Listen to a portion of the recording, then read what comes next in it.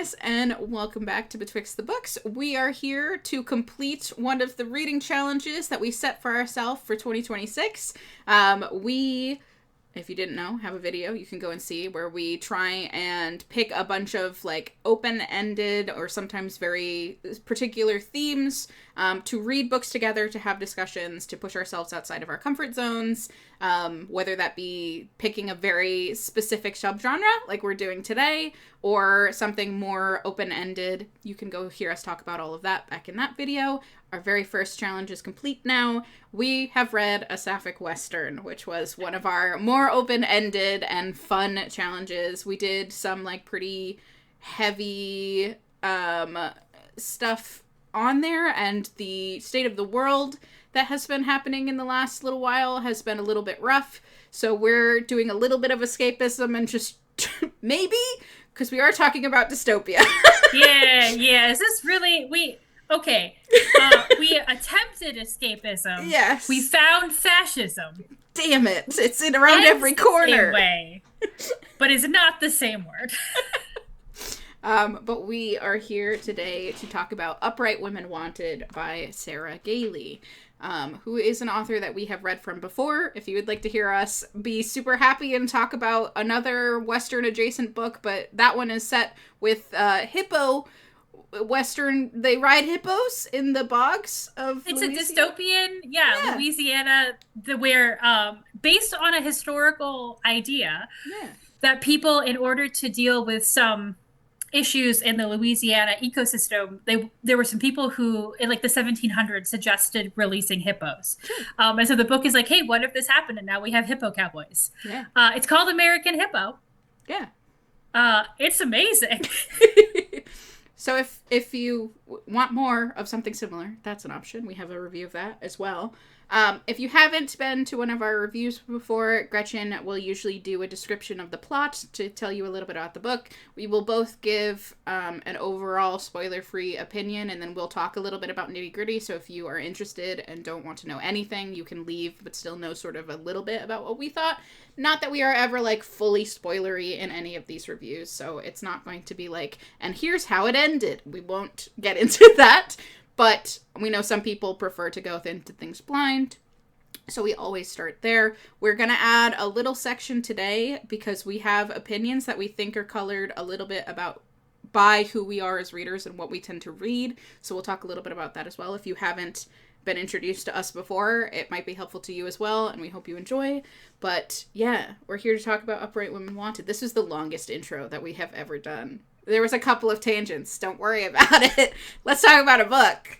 Okay, so Upright Women Wanted. What is this book? Great question. So Upright Women Wanted is the story of Esther, and Esther is not having a good time. This is a obviously dystopian version of the United States where it is clearly like post-industrial. Like Esther knows that things like cars used to exist, but they don't in her town anymore. And that's what all of her state-approved materials tell her. They don't exist anymore. She lives in a small town where her dad is essentially like the mayor. And the book opens with her best friend, Beatrice, and her hanging. Because Beatrice has been found with unapproved materials, and the punishment for that is death. It will unfold that there are reasons for Esther to believe that this is also her fate upcoming. And so when the librarians come to town, Esther hides herself away in their wagon and rides away with them. Now, in this dystopian Western style world, librarians are the state basically distributors of approved materials. And because there are like all these little outposts and towns, like very far apart, they drive around with like wagons and horses and like, do round essentially like bookmobile librarians on horseback.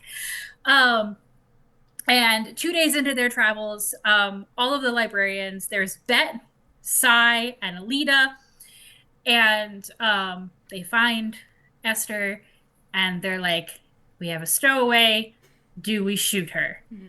And Esther's like, please no, I want to be like you. Esther, and come to find out, was in a relationship, flirtationship, kissy-kissy with Beatrice of some ilk, and in this world being LGBTQIA extremely banned, straight or die.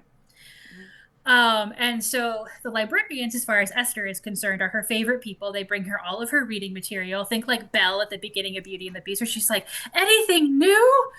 But you've read that one 14 times before. That's Esther, essentially. Yeah. And she's like, you travel around giving people books, and on all the posters, you're like virginal and chaste and like perfect meditative monks. And I've had feelings for other women, and I'm bad and I'm wrong and I need to be fixed. So please, can I be one of you, and can you help me? And Bet and Lita in particular look at each other and they literally say, well, we've got good news and we've got bad news. Bet and Lita are together. They have been for a while, and Sai is non-binary. They use they, them pronouns, although they are very specific with Esther that anytime they are in town, they have to use she, her, because it is very dangerous for Sai to be non-binary. Yep. So Esther's world's a little bit shaken up because she's learned that there are other people who kiss women, and it's fine. And also, the state may be a problem. And it is a novella, so I feel like any more of the plot that I get into will start tracking into like some stuff that comes out later. But essentially, they agree to let Esther stay on and start teaching her their ways of fighting back against the state and their corruption of knowledge, essentially. And it's all women. All women in this resistance and our non-binary folk. No men killing allowed. Killing some really, really terrible men. Yeah. But also all types of women. Like I said, Saya's non-binary, so like they are trying to exist in a world where, these other people who are lesbian, and that's already bad. Like Saya's like, I have extra things that I'm trying to juggle here. You have women who don't want to be a part of the resistance. They just want to flee. You have women who are maybe too excited to be a part of the resistance and doing the murdering. So it's also like a multiplicity of experiences within this situation. So I just have to say that the tagline of this is amazing, sums it up real well. And it's, you could be a coward, or you could be a librarian. And that is Upright Women by Sarah Gailey. So we talked for about an hour before we filmed this review. Maybe more than that. It's more. Yeah, it's more. So part of what we came to find out is that we have some differing opinions, which is part of why we have a joint channel. It's more fun to talk about books when we have differing opinions than where we both are just like, it was fine, and then move on. We vastly prefer the situation, but because of that, when packaging it for a video, it comes across a little bit weird, or maybe that you're getting two different reviews in the same thing, and that's fine and good, and that's what we're here for when we do a joint review. We like to have that discussion, but we felt particularly with this book that part of what colored a lot of our feelings about the book had to do with where we are coming from as readers, and the ways that it was referenced or reflected in other things that we have read in the past. I, for one, read a lot of queer lit, and I read a lot of novellas. Tor and Tor.com and all of the subsidiaries in Macmillan that focus in that area put out a lot of very diverse and LGBTQ plus books. Most of them are novellas, and so that's where a lot of my reading is. I read a lot of that. So I am maybe more used to the ways that novellas are shallower, let's say, than a full novel might be, versus Gretchen, who reads primarily full-length novels. And I am also very much reading this with a queer lens, because that's what the majority of my reading is. So my thoughts as I was reading the book were colored by that. And the way that I was reading particular scenes were colored by that. And Gretchen would say something about a particular scene when we were talking about this, and I had a very different reaction to that same scene. So she'll talk a bit about where she's coming from, but when we get to the reviews of this, that just notice how the ways that we have read things previously have affected the way that we read things, which is always fun and interesting. It's called reader response if you're not an English major. That's the literary lens that you use, is that everybody who reads a book is reading a different book inherently based on their life experiences and the things they've read before.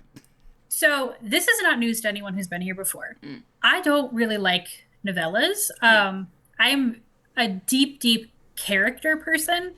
And I also question a lot of everything. So when there are like random plot holes, I get really caught up in it. And I'm like, huh? So for me, novellas are just like always a hard sell.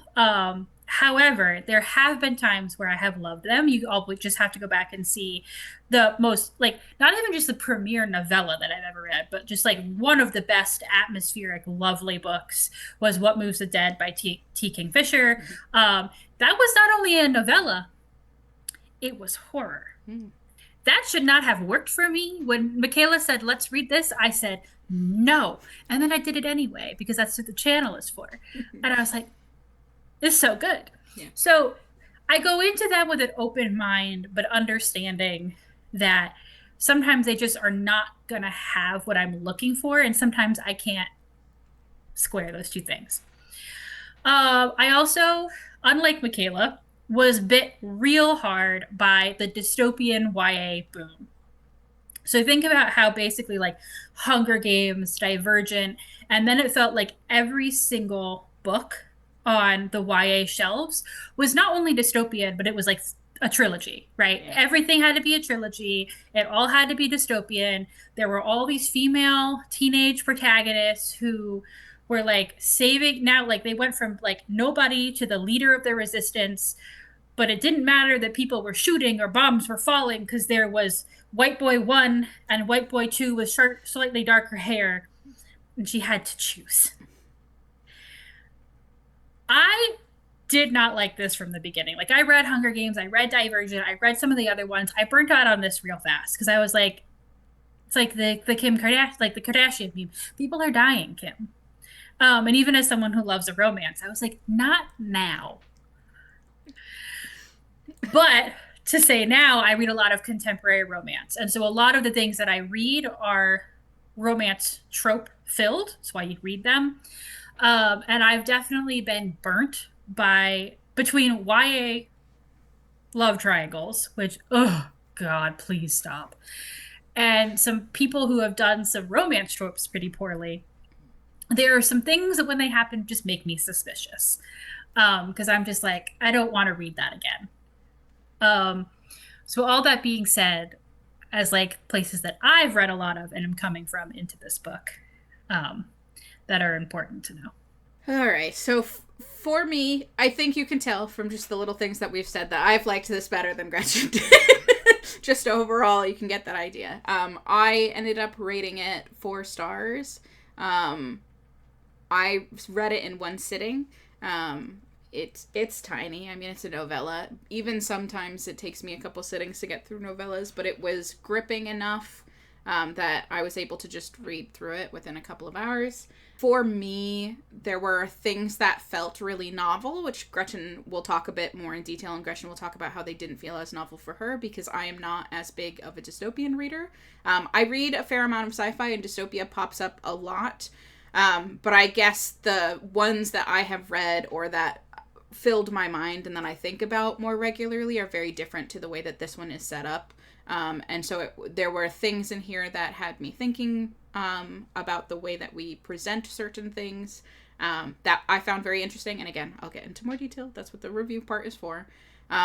In general, it was fun for me. Like it had things that was being put forward that were thought-provoking and interesting, but plot-wise, it was just sort of a fun time in what you would expect of a Western, of like gunfights and hiding and, you know, trying to survive out in the land and that sort of thing. So there it has all of those elements of a Western that I think people would expect, but it adds all of the interesting things about queer discussions and political discussions that I enjoy in a text. So for me, it was very well done in that area. I had some issues with the pacing. Again, we'll talk about that. And And it did kind of, like, hurry up and end at the end. Like, it all of a sudden just sort of ended. So it wasn't a 5-star novella for me. It wound up being 4 stars. It was more enjoyable, I think, for me than it was for Gretchen. But I'll let her talk a bit more about that. To be very clear, I didn't dislike this at all. Yeah. I liked it. I just want to come out and say that. Yeah. Which, again, that's why I wanted to give you the baseline of, like, I start from, I am predisposed not to like this. Yes. I try to go into it with an open mind. I've been surprised before, but I did like it.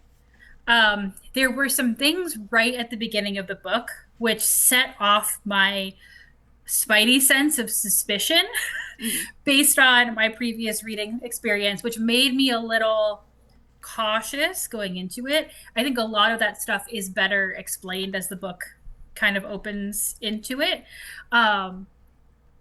But I think they could have been explained in the beginning and it wouldn't have been that big of a deal. But anyway, this is for the review bit.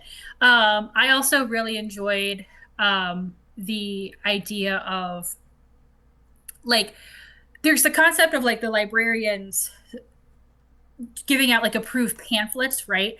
Like, what's approved knowledge. But there's also this, like, secondary, like, queer idea of, like, knowledge of self that then comes out and, like, what they're, like, kind of, like, carrying around with them.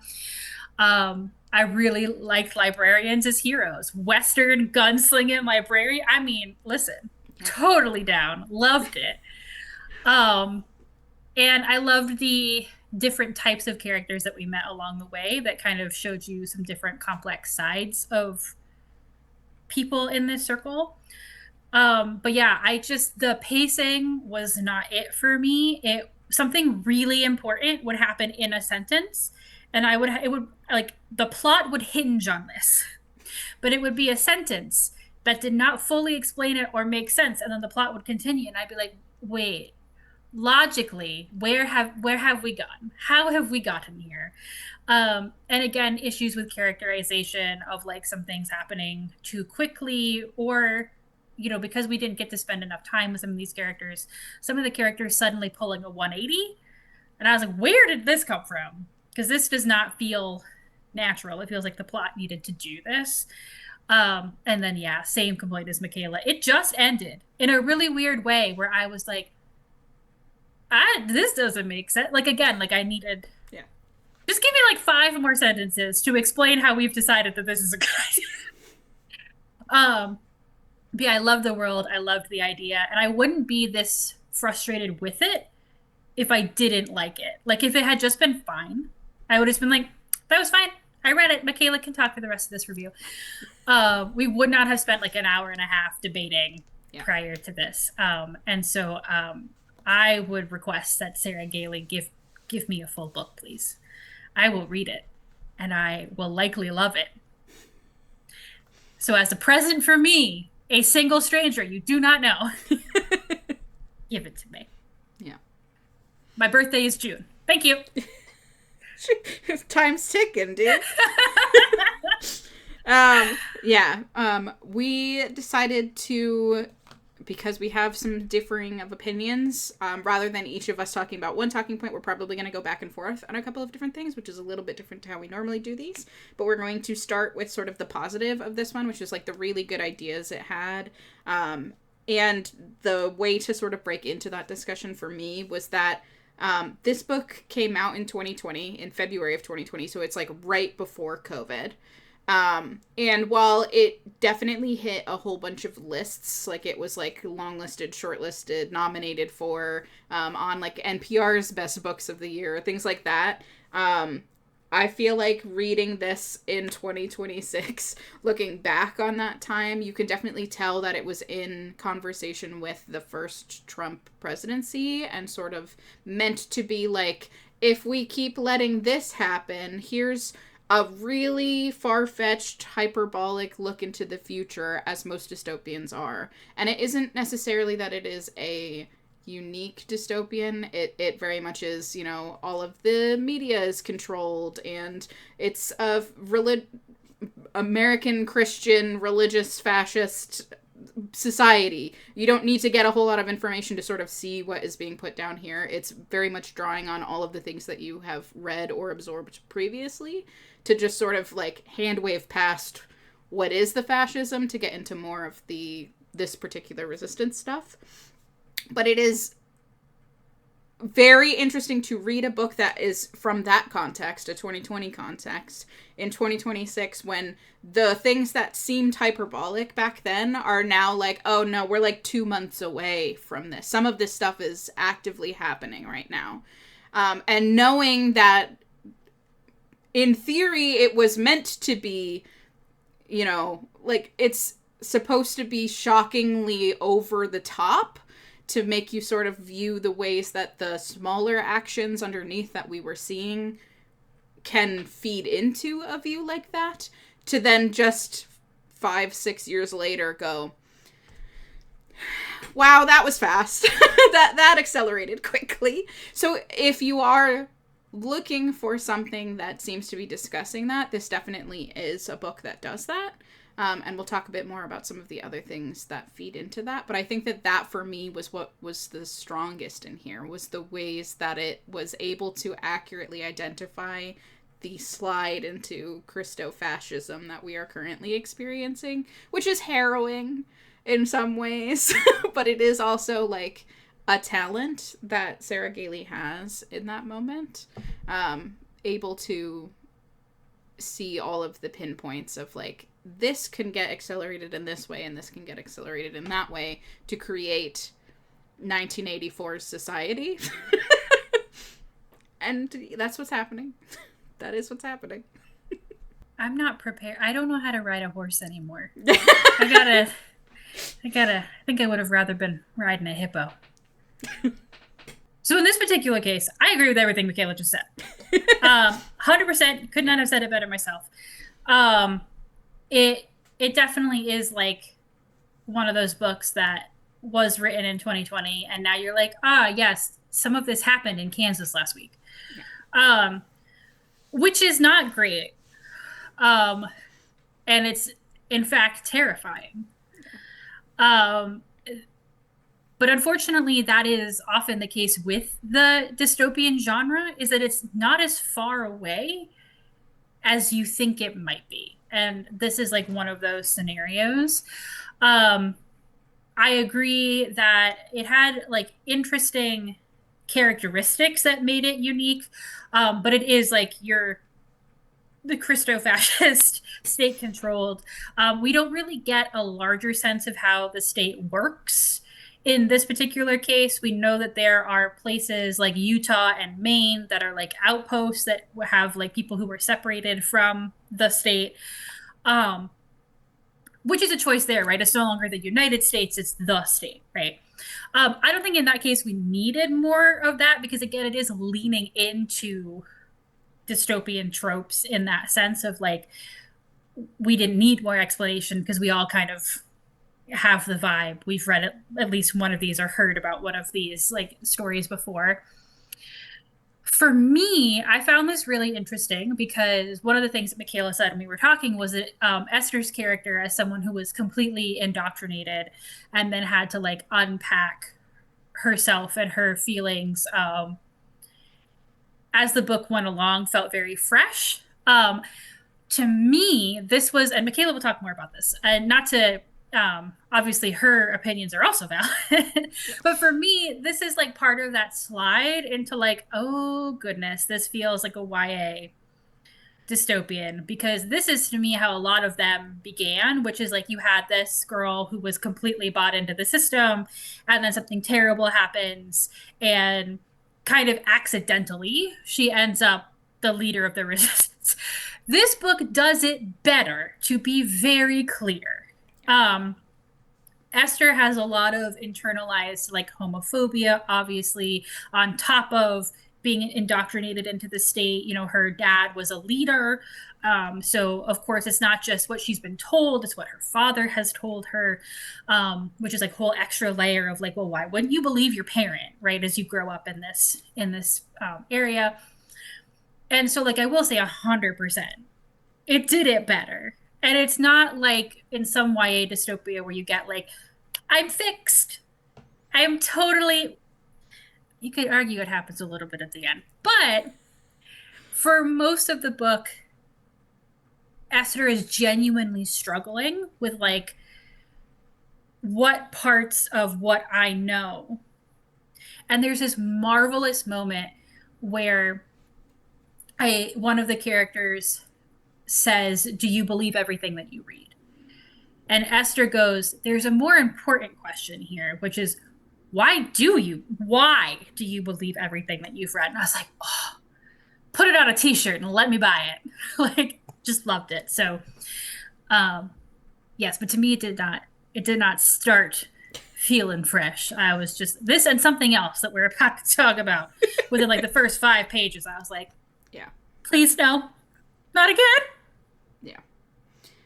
I think for me, the reason that this felt fresh is that I have, again, not read nearly as many dystopia that Gretchen has read, but those that I have read were mostly adult dystopia in the adult sci-fi section. I had only read a handful of those, like, big YA dystopias, like The Hunger Games or Divergent. I didn't get the very wide selection of those. I think I brought up The Uglies as being maybe the only one that has a similar protagonist that is as brainwashed at the beginning. Most of the protagonists I have read from are very willing to rebel. They just don't have a way to do it, and then through the plot are introduced to the resistance and are able to then take a step. Whereas Esther is not looking to be a rebellion. She's looking to escape death, and instead, having listened to the propaganda, believed that the librarians gave her a way to escape needing to be a wife when she's not attracted to the man that she's being given to.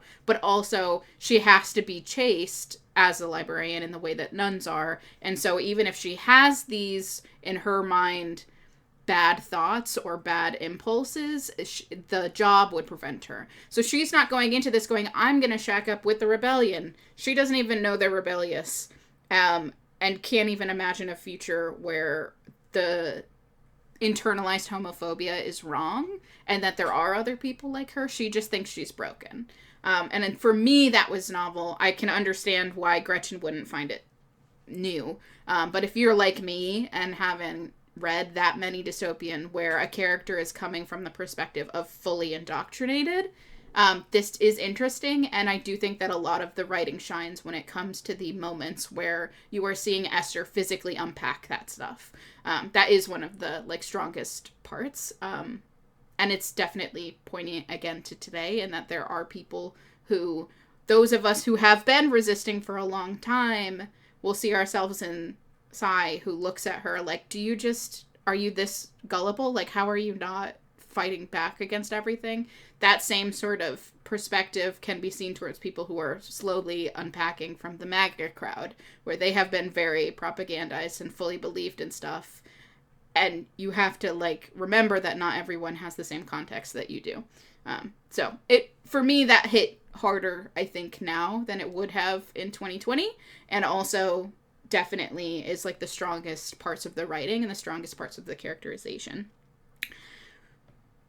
But should we talk about the characterization? You have thoughts. I have thoughts. I think maybe I am just getting salty about the romance genre because it is incredible how many times I've been like, please don't kiss. I was talking about a book that I read, especially because I read a lot of second chance romances, and that's something that I really love because it's two people who were right person, wrong time, have to grow up and then like come back together. And I just recently reviewed a book called Anderson and Bloom, and I was like, I'm actually not sure they should kiss. Like, some people should not get a second chance. Oof. Because I'm just like, I think one of the things about the romance genre is that there is a lot of romanticization of some unhealthy things that really, as women's rights gets kind of stomped on, I think I'm just getting more and more militant about, like, no, we don't, no, not a single, that's like the tiniest red flag in the world. I'm up on a soapbox, just like, no, we ask for better, we ask for more. So my issue is this starts off kind of just feeling like a YA romance to me. Because, like I said at the beginning, Esther was together in some capacity. Again, this is not explained in the beginning, right? You just know that they were together. Beatrice hangs. Esther gets in the wagon like that day, and 2 days later, they find her. That day, 2 days later, as Esther is like having all of this, like her world basically turned upside down, right? Because she thinks she's escaping. She's made this terrible decision in terms of her mind to like run away, which is already just like not what a good state citizen would do. But she thinks that it's better because she's broken and she's wrong, and being a librarian will fix her because she'll be like a chaste nun situation.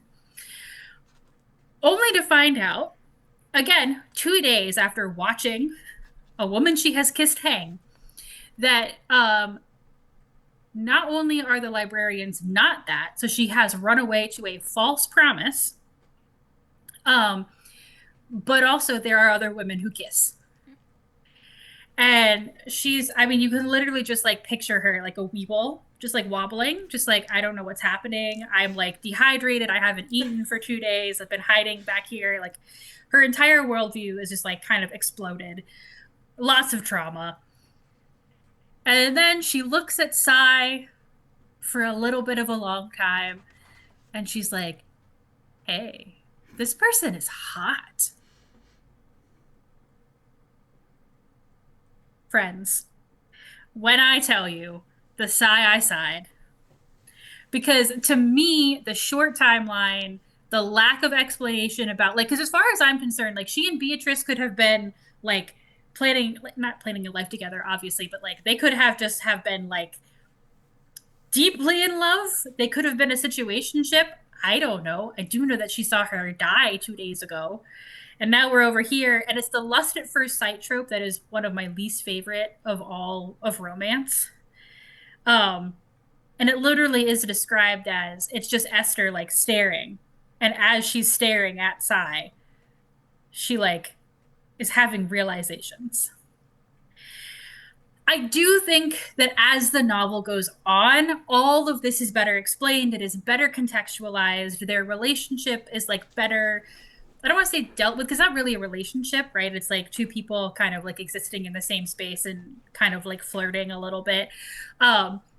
It was not what I feared, but that like 5-page span was really scary to me because it just felt like a lot of things that I didn't like. And so I am here to say that if you also get that feeling from the opening, please keep reading. It will not do that. But for me, just based on my past reading, I was like, no, please don't do this. Please don't do this. I don't want it. I want you to ride horses and shoot things. Stop it. People are dying, Kim. Yeah. But anyway. I did not have that experience. Again, I don't have the structures in my brain of like reading it through this way, and it very much is not a romance. We do want to also clarify that like there is an attraction element here, but it is not like a plot even. It's barely even a subplot. It is used to further the themes of self-acceptance more so than it is like an actual relationship that you're rooting for. There isn't a happily ever after. There kind of is, but not in the way that you would for a romance. So if you're going into this being like, this is a horrible romance, it's not a romance. Excuse me. I want Sai to have the best of all things in the world. I love them. Yeah. I root for their happy ending. We would read a romance between these characters, is what we're saying. But this book is not that. Later. Yeah. Have more than 4 conversations, please. Yeah. So, I will say that I was reading these scenes through a queer lens and a self-discovery lens, which I think is the intended lens that it was written in by Sarah Gailey, is to discuss what it is like to have so much internalized self-hatred and internalized homophobia. And that's what I was picking up on. So I didn't have that relationship that Gretchen did at all, but I understand why people who do have the same reading background as you would have that reaction to it. That's why readers are different, because I fully just did not have that experience. So I didn't have those problems. I did have some issues with a side character that is well loved that Gretchen mentioned in hers, that sort of does a 180 in the middle of the book, which both of us agree we wanted more information around her, because she is a very interesting character. She has like a really good rapport with Esther throughout the beginning of the book, and even slightly farther in when some stuff happens. Esther still just likes Amity, and Amity is a big character. She has like a lot of personality that some of these other characters don't have as much of. Some of them are kind of off screen a lot of the times, and while Esther wants them to like her, she doesn't spend a whole lot of time with them. And then Sai, the other character that you get a fair amount of time with, is a fairly reserved character, doesn't have a whole lot to do, is a little bit snarky and a little bit smart, but not very emotive in the way that Amity is. And there's things that happen with the plot and the choices that Amity made previous to what is happening in this book, and then also during this book, that we don't fully understand because we don't get to have that much time with her.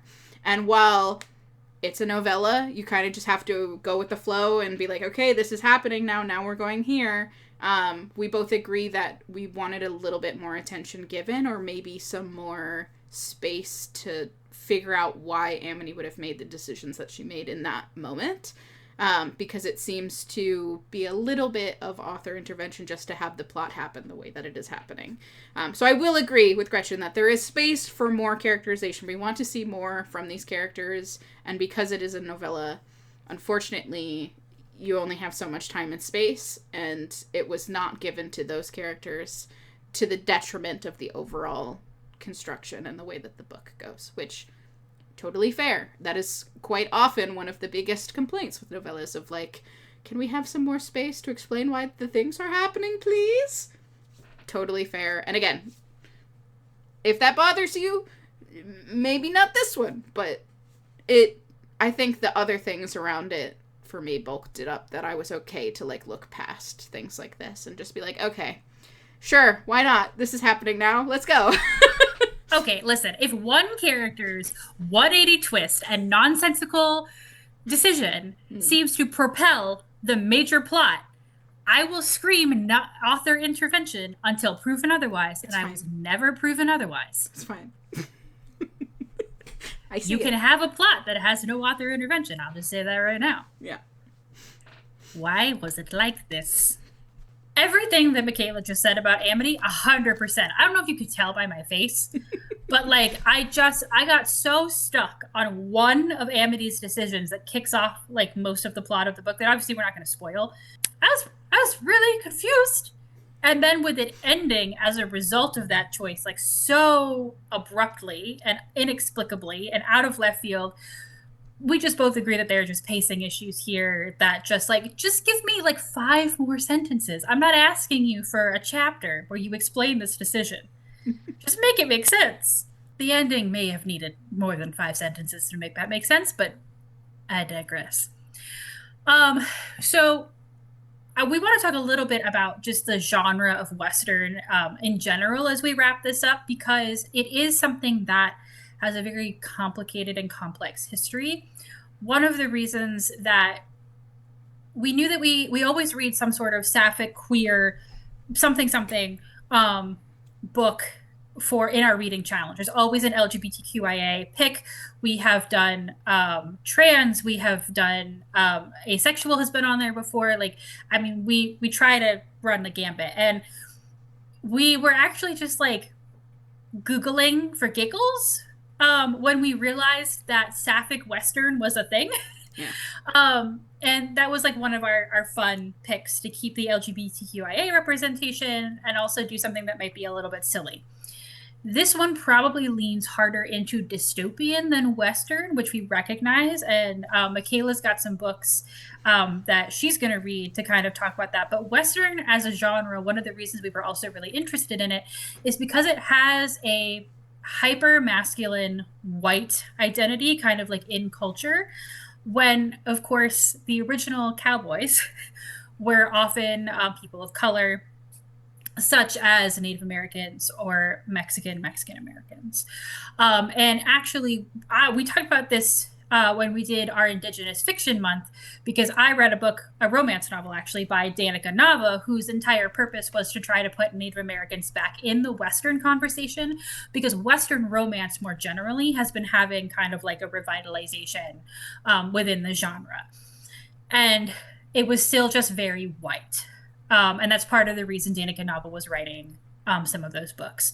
And so that was one of the reasons that we wanted to read a Sapphic Western, was to see how that turned, again, this very hyper masculine like image on its head in this particular context. Obviously, there are many more contexts in which to complicate this.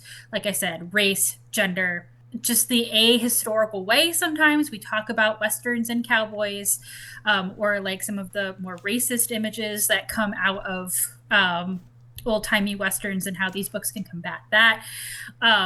And so Michaela is going to talk about some other books, but there were also just other books that we considered that we wanted to tell you about in case you wanted something more traditionally but non-stereotypically Yes. Western.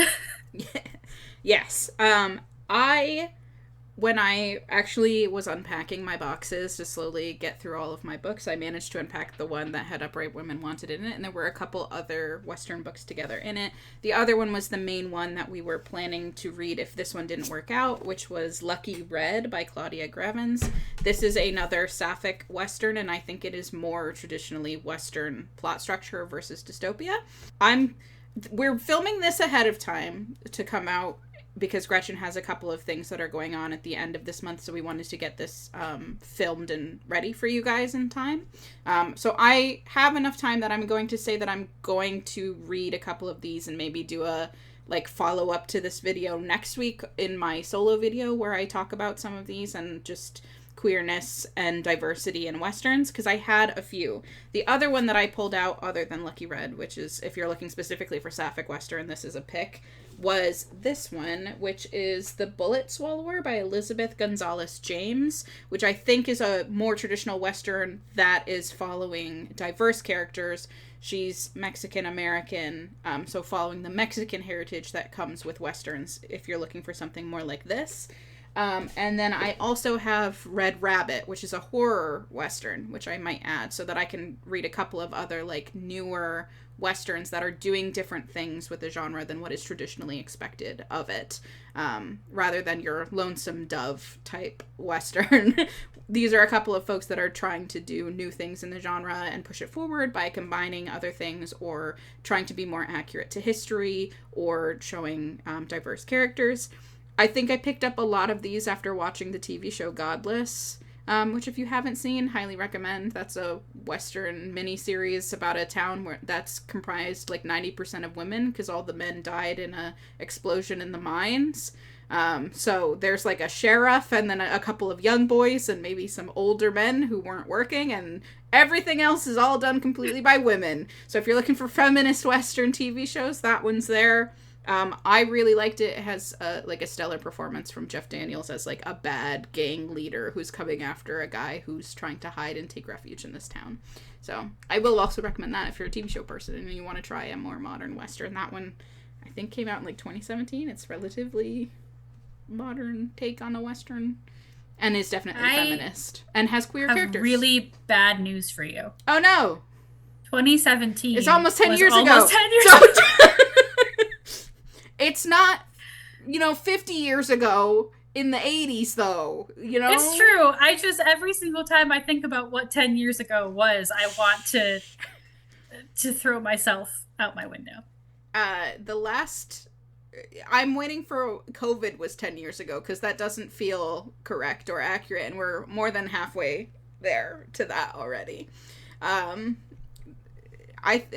time hasn't made sense since COVID, I don't think. Like, something got fucked up because of the trauma there, I think. I don't know. Just me? But yes, so if you want to hear some discussions around some interesting other takes on Westerns, I'm going to commit myself to reading, maybe not all three of those, but one or a couple of those to have a continuation of a look at that.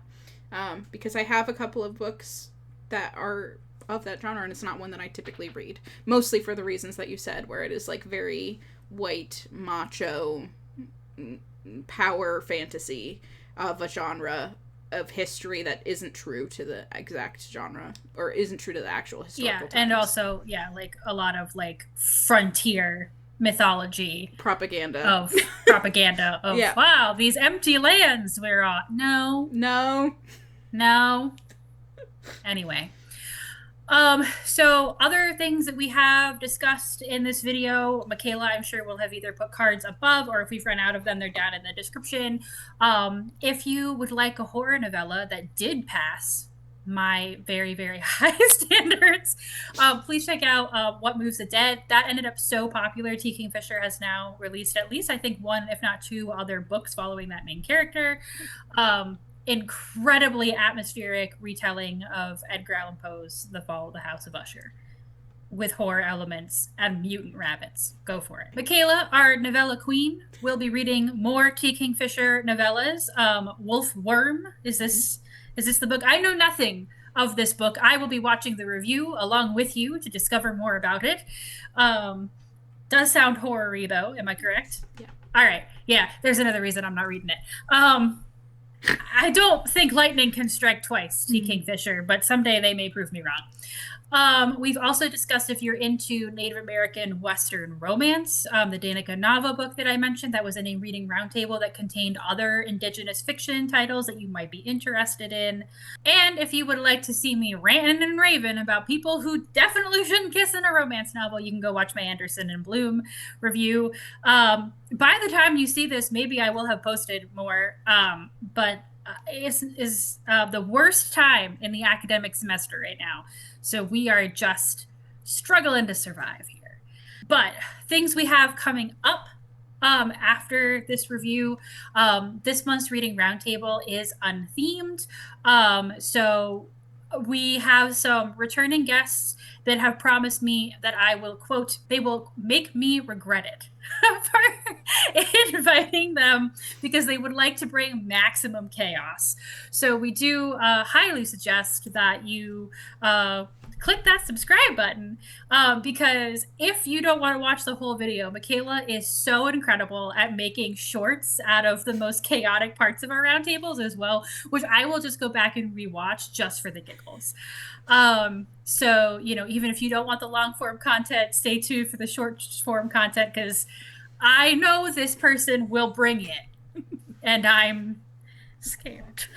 So y'all can look forward to that, and whatever else we manage this month. And we will obviously keep reading things that make us happy, and we hope that you do too, because as serious as this book is and as sadly relevant as it is, it does also, things like this do help you remember why we keep up the hope and keep up the fight as well.